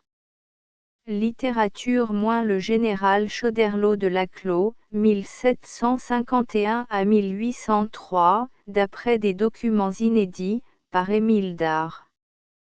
In 8 Perrin, 5 fr, moins choix d'œuvres en prose de G. Leopardi, traduction de Mario Turiello. In 18, D. 3 fr 50 moins Le rêve d'un siècle, Victor Hugo Richard Wagner, par Joseph Baruzzi. In 18, Calment Lévy, 3 fr 50. Moins Nietzsche et la réforme philosophique, par Jules de Gaultier. In 18, Mercure de France, 3 fr 50, moins Soirée du Stendhal Club, documents inédits, par Casimir Stryianski. In 18, D. 3 fr 50. Moins Rétif de la Bretonne, avec notices et portraits. In 18 de la collection des plus belles pages, Mercure de France, 3 fr 50, moins Gérard de Nerval, avec notices et portraits, in 18, D. 3 fr 50. Les théâtres aux variétés moins La Petite Bohème, scène finale du 3 degrés acte. Le nouveau poème lyrique de Monsieur Saint-Saëns, Hélène, ne comptera pas parmi les meilleurs ouvrages du célèbre compositeur, on y retrouve néanmoins sa maîtrise habituelle dans le maniement des voix et de l'orchestre, et quelques belles envolées lyriques témoignent de la verdeur de son inspiration. Pour accompagner cet ouvrage, fort court, l'opéra comique a repris Xavière, de Monsieur Th. Dubois, un opéra comique aimable, bien écrit, et dans un style élevé quoique dénué de prétention. La ville de Paris et le concert Colonne ont donné deux très belles auditions de La Croisade des enfants, légende musicale adaptée du poème de Marcel Schwob. Nous avons publié, avec notre dernier numéro, un fragment de cette œuvre. Il nous sera permis, quoique M. Gabriel Pierné soit notre collaborateur, d'en dire tout le mérite. La haute inspiration, la parfaite ordonnance et l'unité de sentiment qui distinguent sa partition en font une œuvre d'art de premier ordre. De la musique à la poésie il n'y a qu'un pas. Au surplus, est-ce encore par des qualités d'ordre musical que M. G. Danusio charme et séduit dans sa Gioconda, représentée par l'œuvre au Nouveau Théâtre. À travers l'excellente traduction de M. G.R.L., on perçoit nettement les riches sonorités de l'original. Dans ces chants passionnés où l'art et la beauté de la femme sont exaltés et confondus, M. Danusio nous fait entendre des accents vraiment nouveaux et d'une beauté supérieure. On a moins goûté le sujet même de la tragédie, sujet encombré de détails étranges ou par trop naïfs. Le voici en deux mots, un sculpteur sacrifie sa femme qu'il aime au modèle féminin qui est l'inspiratrice de ses œuvres. L'histoire ne nous dit pas que Léonard de Vinci ait perdu la raison en peignant sa Joconde. Dans la Gioconda de M. Danusio, le statuaire Lucio supérieurement représenté par M. Burgaino apparaît un pur détraqué dont l'étrange folie semble inexplicable et n'éveille aucune sympathie. Nous publions dans ce numéro L'Instinct, drame concis et poignant que M. Kistemaeker a fait jouer au théâtre Molière, disons seulement qu'il a beaucoup plu au public et à la presse. La pièce de M. Arthur Berned, jouée au même théâtre, La Soutane, met en cause le secret de la confession et conclut que ce secret est fait pour être violé. Le talent ne manque pas dans cette œuvre un peu trop déclamatoire et d'une logique contestable. Nous arrivons aux pièces gaies de la semaine. Les Merlereaux, comédie de M. Gébin, où il est fait une grande dépense d'esprit, nous montre des bourgeois fêtards que désole la bonne conduite de leur fils Pascal. Gai au premier acte, cette histoire tourne un peu à la mélancolie vers la fin, malgré l'excellente interprétation qu'en donnent les acteurs des bouffes parisiens. Monsieur Huguenot en tête. Si la pièce de M. Gébin est par trop sérieuse, on peut reprocher à certaines scènes du vaudeville de messieurs Kéroul et Barré, le Chopin, au Palais Royal, d'outrepasser les bornes de la décence, si élargie qu'elle ait été par le relâchement des mœurs théâtrales à notre époque, mais le public paraît s'y amuser. Aux variétés enfin, La Petite Bohème, livret de M. Paul Ferrier, musique de M. Hirschman, où sont mis en scène une fois de plus les personnages de Henri Murger, a obtenu un succès rappelant celui des grandes opérettes d'autrefois. La musique en est aimable, chantante, d'une gaieté et d'un entrain sans pareil. Le nouveau ministère M. Étienne ministre de l'Intérieur. Né en 1844. Député d'Oran, 2e circonscription. Monsieur Chaumy ministre de la Justice. Né en 1849. Sénateur de Lot-et-Garonne. Monsieur Gauthier ministre des Travaux publics. Né en 1850. Sénateur de l'Aude. Monsieur Delcasse ministre des Affaires étrangères. Né en 1852. Député de Foix, Ariège, ministre des Affaires étrangères depuis le 28 juin 1898. Monsieur Tonson ministre de la Marine. Né en 1848. Député de Constantine, deuxième circonscription. Monsieur Maurice Rouvier président du Conseil, ministre des Finances. Né en 1842.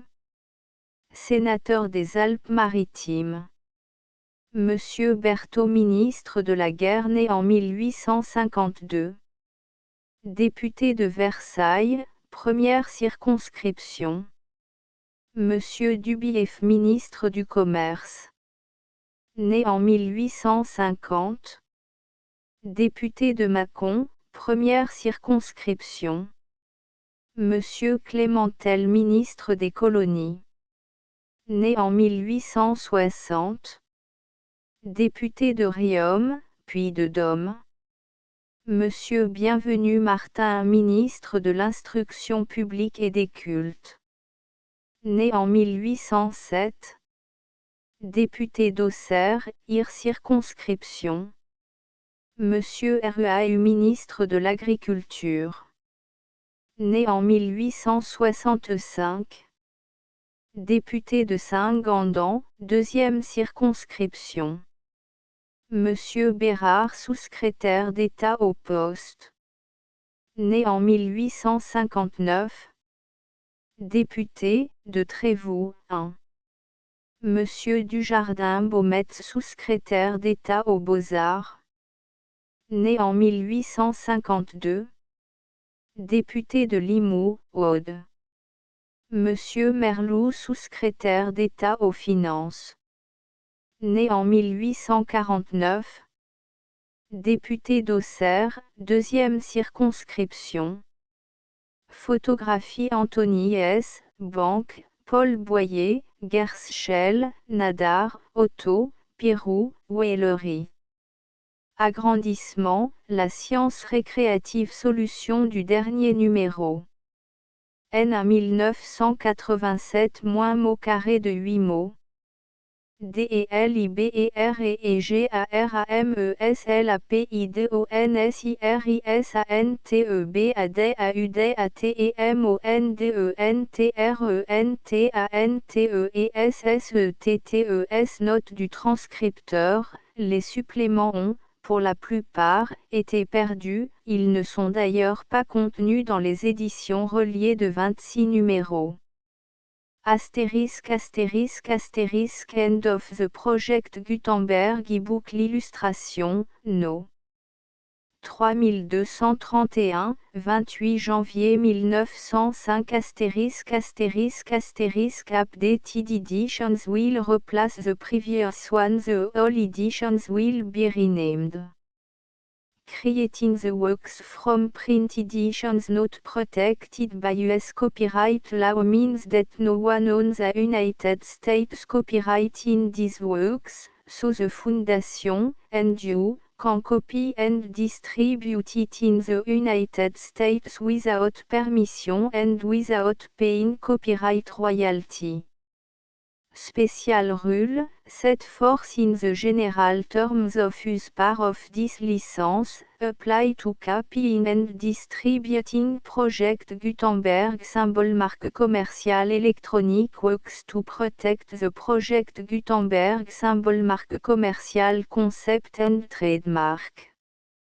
Project Gutenberg is a registered trademark, and may not be used if you charge for an ebook, except by following the terms of the trademark license, including paying royalty for use of the Project Gutenberg trademark.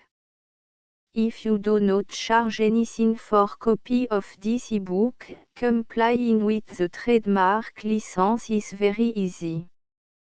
You may use this ebook for nearly any purpose such as creation of derivative works, report, performance and research. Project Gutenberg ebooks may be modified and printed and given away. You may do practically anything in the United States with ebooks not protected by US copyright law. Redistribution is subject to the trademark license, especially commercial redistribution.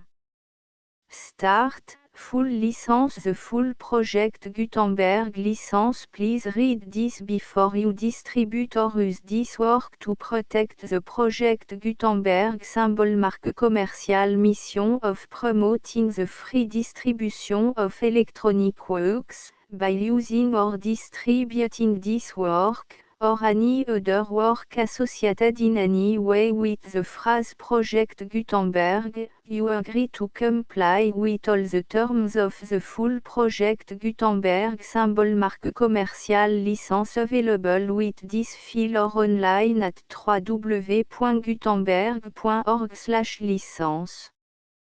Section 1. General Terms of Use and Redistributing Project Gutenberg symbol marque commercial electronic works. 1.a By reading or using any part of this Project Gutenberg symbol marque commercial electronic work, you indicate that you have read, understand, agree to and accept all the terms of this license and intellectual property, trademark / copyright, agreement. If you do not agree to abide by all the terms of this agreement, you must cease using and return or destroy all copy of Project Gutenberg symbol marque commercial electronic works in your possession. If you paid a fee for obtaining a copy of or access to a Project Gutenberg symbol marque commercial electronic work and you do not agree to be bound by the terms of this agreement, you may obtain a refund from the person or entity to whom you paid the fee as set forth in paragraph 1.e.8. 1.b Project Gutenberg is a registered trademark. It may only be used on or associated in any way with an electronic work by people who agree to be bound by the terms of this agreement. There are a few things that you can do with most Project Gutenberg symbol marque commercial electronic works even without complying with the full terms of this agreement. See paragraph 1.c below. There are a lot of things you can do with Project Gutenberg symbol marque commercial electronic works if you follow the terms of this agreement and help preserve free future access to Project Gutenberg symbol marque commercial electronic works. See paragraph 1.e below. 1.c The Project Gutenberg Literary Archive Foundation, the Foundation or PGLAF, owns a compilation copyright in the collection of Project Gutenberg symbol marque commercial electronic works. Nearly all the individual works in the collection are in the public domain in the United States. If an individual work is unprotected by copyright law in the United States and you are located in the United States, we do not claim a right to prevent you from copying, distributing, performing, displaying or creating derivative works based on the work alone as all references to Project Gutenberg are removed. Of course, we hope that you will support the Project Gutenberg symbol marque commercial mission of promoting free access to electronic works by freely sharing Project Gutenberg symbol marque commercial works in compliance with the terms of this agreement for keeping the Project Gutenberg symbol marque commercial name associated with the work. You can easily comply with the terms of this agreement by keeping this work in the same format with ITS attached full project Gutenberg symbol marque commerciale licence when you share it without charge with others. 1.d. The copyright laws of the place where you are located also govern what you can do with this work. Copyright laws in most countries are in a constant state of change. If you are outside the United States, check the laws of your country in addition to the terms of this agreement before downloading, copying, displaying, performing, distributing or creating derivative works based on this work or any other project Gutenberg symbol marque commercial work. The Foundation makes no representations concerning the copyright status of any work in any country other than the United States. 1.e Unless you have removed all references to Project Gutenberg. 1.e.1 The following sentence, with active links to, or other immediate access to, the full Project Gutenberg symbol marque commercial license must appear prominently whenever any copy of a Project Gutenberg symbol marque commercial work, any work on which the phrase Project Gutenberg appears, or with which the phrase Project Gutenberg is associated, is accessed, displayed, performed, viewed, copied or distributed. This ebook is for the use of anyone anywhere in the United States and most other parts of the world at no cost and with almost no restriction whatsoever. You may copy it, give it away or reuse it under the terms of the Project Gutenberg license included with this ebook or online at www.gutenberg.org. If you are not located in the United States, you will have to check the laws of the country where you are located before using this ebook. 1.e.2 If an individual Project Gutenberg symbol marque commercial electronic work is derived from texts not protected by US copyright law, does not contain a notice indicating that it is posted with permission of the copyright holder, the work can be copied and distributed to anyone in the United States without paying any fees or charge. If you are redistributing or providing access to a work with the phrase Project Gutenberg associated with or appearing on the work, you must comply either with the requirements of paragraphs 1.e.1 through 1.e.7 or obtain permission for the use of the work and the Project Gutenberg symbol marque commercial trademark asset force in paragraphs 1.e.8 or 1.e.9.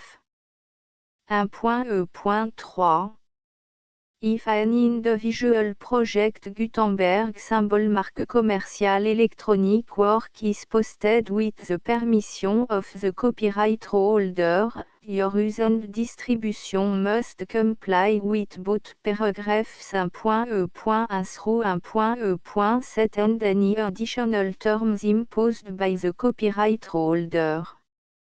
Additional terms will be linked to the Project Gutenberg symbol marque commercial license for all works posted with the permission of the copyright holder found at the beginning of this work.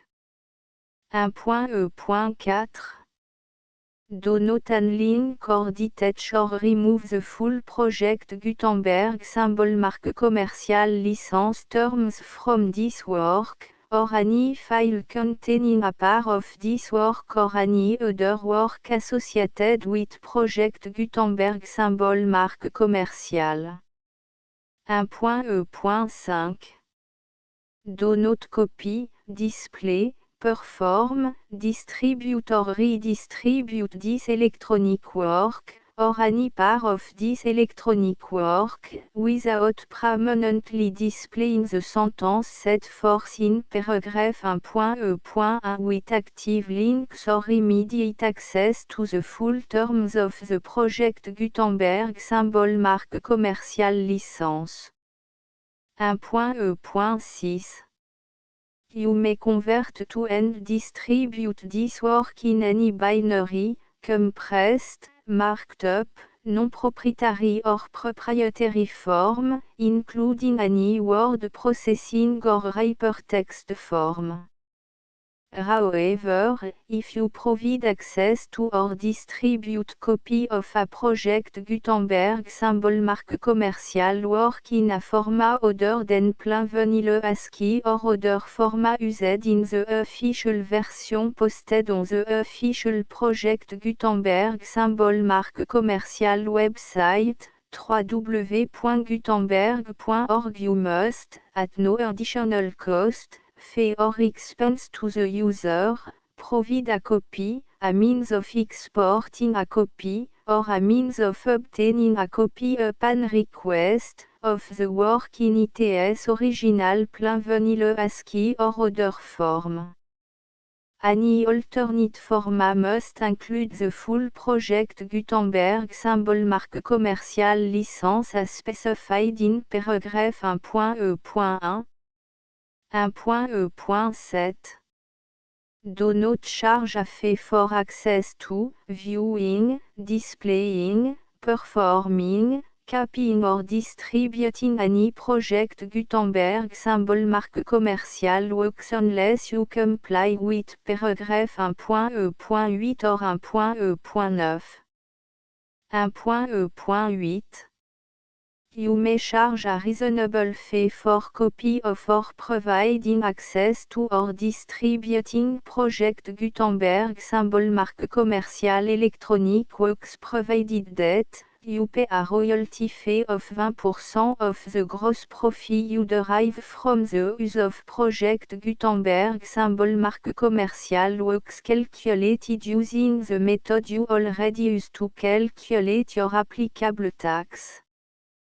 The fee is owed to the owner of the project Gutenberg symbol marque commercial trademark, BU et HAS agreed to donate royalty under this paragraph to the project Gutenberg Literary Archive Foundation. Royalty payment must be paid within 60 days following each date on which you prepare, or are legally required to prepare, your periodic tax returns. Royalty payment should be clearly marked association to the project Gutenberg Literary Archive Foundation at the address specified in section 4, Information about donation to the project Gutenberg Literary Archive Foundation. You provide a full refund of any money paid by a user who notifies you in writing, or by email, within 30 days of receipt that et does not agree to the terms of the full project Gutenberg symbol marque commercial licence. You must require such a user to return or destroy all copy of the works possessed in a physical medium and discontinue all use of and all access to other copy of project Gutenberg symbol marque commercial works. You provide, in accordance with paragraph 1.f.3, a full refund of any money paid for a work or a replacement copy, if a defect in the electronic work is discovered and reported to you within 90 days of receipt of the work. You comply with all other terms of this agreement for free distribution of project Gutenberg symbol marque commercial works. 1.e.9 If you wish to charge a fee or distribute a project Gutenberg symbol marque commercial electronic work or group of works on different terms than are set forth in this agreement, you must obtain permission in writing from the Project Gutenberg Literary Archive Foundation, the manager of the Project Gutenberg symbol marque commercial trademark. Contact the Fondation à set forth in section 3 below. 1.f1.f.1 Project Gutenberg volunteers and employees expend considerable effort to identify, do copyright research on, transcribe and proofread works not protected by US copyright law in creating the Project Gutenberg symbol marque commercial collection. Despite these efforts, Project Gutenberg symbol marque commercial electronic works, and the medium on which they may be stored, may contain defects such as, but not limited to, incomplete, inaccurate or corrupt data, transcription errors, a copyright or other intellectual property infringement, a defective or damaged disk or other medium, a computer virus, or computer code that damage or cannot be read by your equipment. 1.f.2 Limited warranty, disclaimer of damage, except for the right of replacement or refund described in paragraph 1.f.3, the Project Gutenberg Literary Archive Foundation, the owner of the Project Gutenberg symbol marque commercial trademark, and any other party distributing a Project Gutenberg symbol marque commercial electronic work under this agreement, disclaim all liability to you for damages, costs and expenses, including legal fees. You agree that you have no remedy for negligence, strict liability, breach of warranty or breach of contract except those provided in paragraph 1.f.3. You agree that the Foundation, the trademark owner, and any distributor under this agreement will not be liable to you for actual, direct, indirect, consequential, punitive or incidental damages even if you give notice of the possibility of such damage.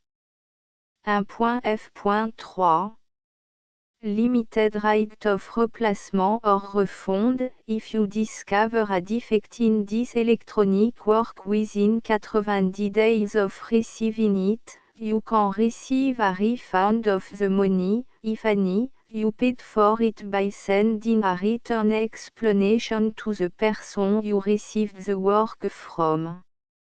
If you received the work on a physical medium, you must return the medium with your written explanation. The person or entity that provided you with the defective work may elect to provide a replacement copy in lieu of a refund. If you received the work electronically, the person or entity providing it to you may choose to give you a second opportunity to receive the work electronically in lieu of a refund.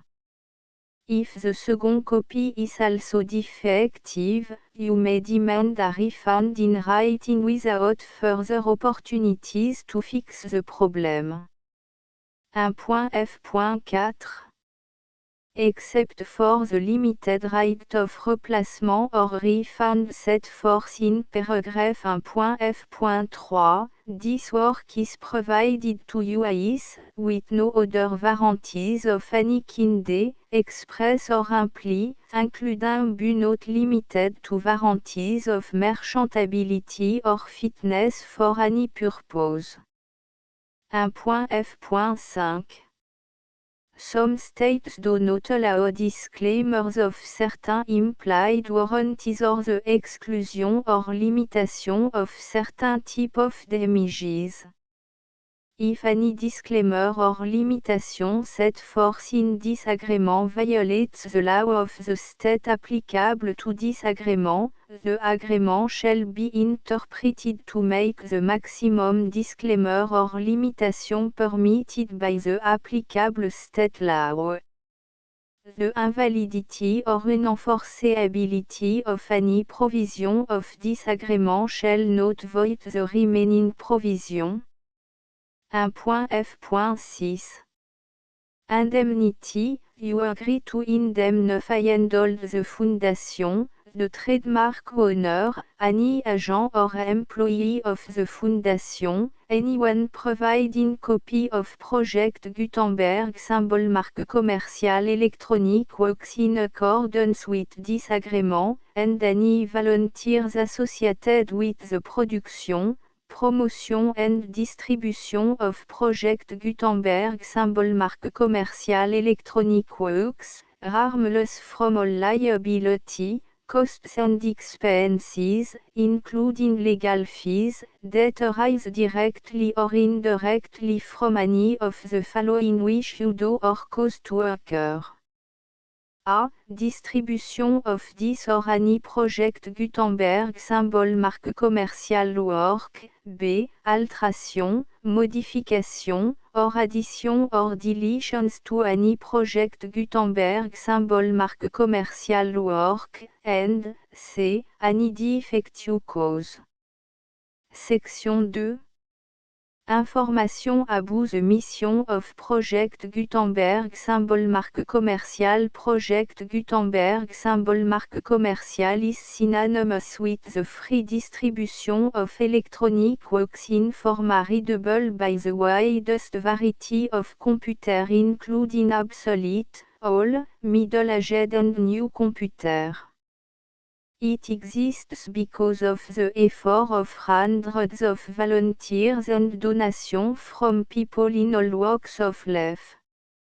Volunteers and financial support to provide volunteers with the assistance they need are critical to reaching Project Gutenberg symbol marque commercial's goals and ensuring that the Project Gutenberg symbol marque commercial collection will remain freely available for generations to come. In 2001, the Project Gutenberg Literary Archive Foundation was created to provide a secure and permanent future for Project Gutenberg symbol marque commercial and future generations. To learn more about the Project Gutenberg Literary Archive Foundation and how your efforts and donations can help, see section 3 and 4 and the Foundation information page at www.gutenberg.org. Section 3. Information about the Project Gutenberg Literary Archive Foundation. The Project Gutenberg Literary Archive Foundation is a non-profit 501(c)(3) educational corporation organized under the laws of the state of Mississippi and granted tax-exempt status by the Internal Revenue Service. The Foundation SEIN or Federal Tax Identification Number is 64 à 6 221 541. Contribution to the Project Gutenberg Literary Archive Foundation are tax deductible to the full extent permitted by U.S. federal laws and your state's laws. The Foundation's business office is located at 809 North 1500 West, Salt Lake City, U84 116, 801, 596 à 1887. Email contact links and up-to-date contact information can be found at the Foundation's website and official page at www.gutenberg.org/contact. Section 4. Information about donation to the Project Gutenberg Literary Archive Foundation. Project Gutenberg symbol marque commerciale depends upon and cannot survive without widespread public support and donation to carry out its mission of increasing the number of public domain and licensed works that can be freely distributed in machine-readable form accessible by the widest array of equipment including outdated equipment. Many small donation, $1 to $5,000, are particularly important to maintaining tax-exempt status with the IRS. The Foundation is committed to complying with the laws regulating charities and charitable donations in all 50 states of the United States. Compliance requirements are not uniform and it takes a considerable effort, much paperwork and money fees to meet and keep up with these requirements. We do not solicit donations in locations where we have not received written confirmation of compliance. To send donation or determine the status of compliance for any particular state, visit www.gutenberg.org/donate. While we cannot and do not solicit contribution from states where we have not met the solicitation requirements, we know of no prohibition against accepting unsolicited donation from donors in such states who approach us with offers to donate. International donations are gratefully accepted, but we cannot make any statements concerning tax treatment of donations received from outside the United States. US laws alone swamp for small staff. Please check the Project Gutenberg web page for current donation methods and addresses. Donations are accepted in a number of other ways including checks, online payments and credit card donation. To donate, please visit www.gutenberg.org/donate. Section 5.